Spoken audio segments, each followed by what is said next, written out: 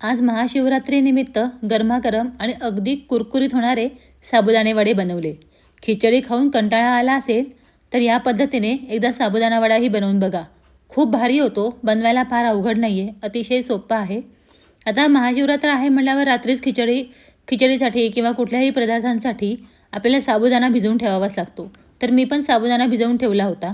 आता आपण पहिल्यांदा बटाटे उकडायला ठेवूयात, कारण की हा वेळमोडा काम असतो. बटाटे उकडायला जरा वेळ लागतो, त्यामुळे सगळ्यात पहिल्यांदा तयारी ही बटाट्याची करावी लागते. त्यामुळे बटाटे उकडायला ठेवूयात. साबुदाणा वडा म्हटलं की बटाटे हे लागणारच उकडलेले.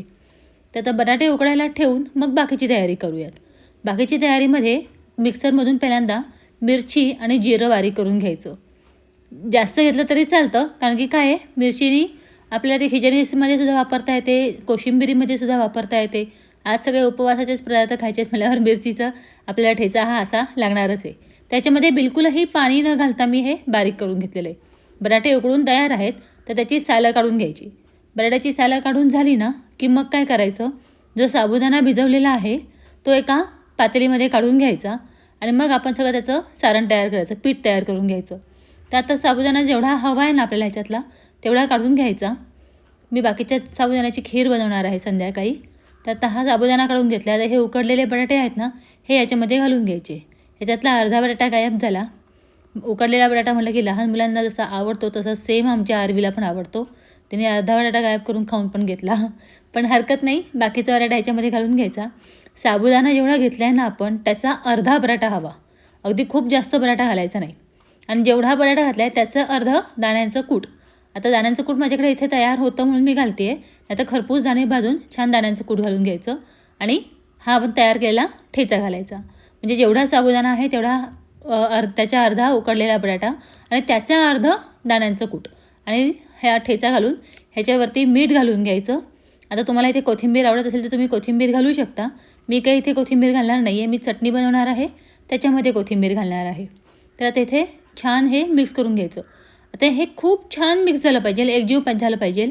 म्हणजे आपलं मिरची, नंतर मीठ, बटाटा, दाण्यांचं कूट हे सगळं छान सगळ्या बाजूने एकजीव झालं पाहिजे. त्यामुळे एक 5 मिनटं तरी छान व्यवस्थित मिक्स करून घ्यायचं. आता ते मिक्स करून झाल्यानंतर पीठ बाजूला ठेवून द्यायचं. इथे नारळ फोडून आता मी नारळाची चटणी करून घेणार आहे. त्यामुळे नारळ फोडून घेतला इथे आणि नारळाचे काप करून घ्यायचे. एक तर तुम्ही कट करून घेऊ शकता किंवा तुम्ही किसूनही नारळ घेऊ शकता. सुंदर असा नारळ निघाला माझा. आता इथे हे चटणीचं भांडं तयार केलं होतं ना आपण, ज्याच्यामधून आपण ठेचा तयार करून घेतला, त्याच मिक्सरच्या भांड्यामध्ये लगेचच खोबऱ्याचे काप घालून घ्यायचे. इथे चटणी आपण बनवतो आहे, तर खोबऱ्याचे काप घालून ह्याच्यामध्ये लगेच मिरची घालून घ्यायची. मिरची घालून झाली की मग ह्याच्यामध्ये जिरं घालून घ्यायचं. नंतर मीठ घालायचं चवीप्रमाणे. मिठाच्या बरोबरच साखरही घालायची आणि साखर घालून झाली की इथे थोडंसं मी दाण्यांचं कूट घालणार आहे. तुमच्याकडे जर भाजलेले दाणे असतील तर तुम्ही भाजलेले दाणे घातले तरी चालतील. ह्याच्याने काय होतं, चटणी छान मिळून येते. त्यामुळे कूट घालायचं आणि ही कोथिंबीर घालायची. कोथिंबीर जर तुम्ही खात नसाल तर तुम्ही ती स्किप करू शकता. हे सगळं छान मिक्सरमधून बारीक करून चटणी तयार करून घ्यायची. चटणी तयार झाली की ह्याच्यामध्ये 2 चमचे दही घालायचं. दह्याने छान आंबटपणा येतो. दही नसेल तर लिंबू पिळलं तरी चालेल, पण दह्याने छान आंबटपणा येतो म्हणून 2 चमचे दही घालायचं आणि छान हलवून घ्यायचं. चटणी तयार होते. इथे लहान मुलं जर खाणार असतील ना, तर वड्यांमध्ये जी चटणी घातलेली आहे ना, म्हणजे ठेचा आपण जिरा आणि मिरचीचा, तो कमी घालून चटणी तिखट करायची. म्हणजे कसं, साबुदाणा वडा मुलांना आपण दह्याच्या बरोबर सुद्धा खायला देऊ शकतो. माझी मुलगी आरवीसुद्धा दह्याच्या बरोबर साबुदाणा वडा खाते. ती चटणी तिखट असते म्हणून तिला नाही आवडत ती चटणी. तर असं आपण लहान मुलांसाठी करू शकतो. आता आपण एकीकडे तेल गरम करत ठेवायचं. साबुदाण्याच्या वड्यांचं तेल गरम करत ठेवलं ना की मग आपल्याला वडे थापून घ्यायचे आहेत. कसं होतं, थापून होईपर्यंत तेल इथे गरम होऊन जातं. आता काय करायचं, हाताला थोडंसं पाणी लावायचं आणि वडा हातावरती थापून घ्यायचा. म्हणजे काय होतं, चिकटत नाही. तर हे खूप चिकटतं, ते उकडलेला बटाटा आहे ना त्याच्यामध्ये, त्यामुळे ते चिकटतं आणि व्यवस्थित थापता येत नाही. त्यामुळे थोडं थोडं पाणी हाताला लावून मग वडा थापून घ्यायचा. इथे पीठ मळताना मी जरा देखील पाणी घातलेलं नाही आहे. पाणी घालायचं नाही. मिळून नसेल येत तरी सुद्धा दाबून थोडंसं मिळून घ्या, पण पाणी नका घालू. मग ते चपटे आणि खुसखुशीत होत नाहीत वडे. त्यामुळे पाणी बिलकुलही वापरायचं नाही इथे. आता हे असे वडे सगळे थापून घ्यायचे. जेवढे लागतात ना तेवढेच वडे थापून घ्यायचे. जसे जसे म्हणजे कोणाला खायला हवे असेल गरम गरम द्यायचे. थंड झाल्यानंतर साबुदाणा वडा फार चांगला लागत नाही, त्यामुळे शक्यतो गरम गरमच खायला बसायचं. आता हे काय करायचं, इथे लो टू मीडियम फ्लेम ठेवलेली आहे मी. साधारण 4 वडे एका वेळेला मी तळून घेते आहे. आता ह्याच्यामध्ये आपल्याला बिलकुलही हलवायचं नाही लवकर. 1-2 मिनटं आधी ते छान तळू द्यायचे आणि मग नंतर हे पलटून घ्यायचे, नाहीतर ते चिकटून जातात त्यामुळे. आणि बारीक गॅसवरती बिलकुलही वडे तळायचे नाही आहेत. खूप वेळही लागेल आणि तेलही खूप पितील ते वडे.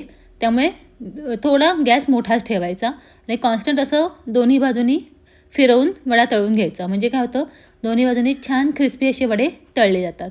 हे बघा किती सुंदर असे वडे इथे तळले जात आहेत. पण कॉन्स्टंट म्हणजे फिरवावे पण लागतात, कारण की काय ना, ते एका बाजूने एकदम लाल होतात आणि एका बाजूने एकदमच पांढरे राहतात. त्यामुळे हे सारखे जवळजवळ एक 7-8 वेळा तरी हे उलटून पलटून तळून घ्यायचे.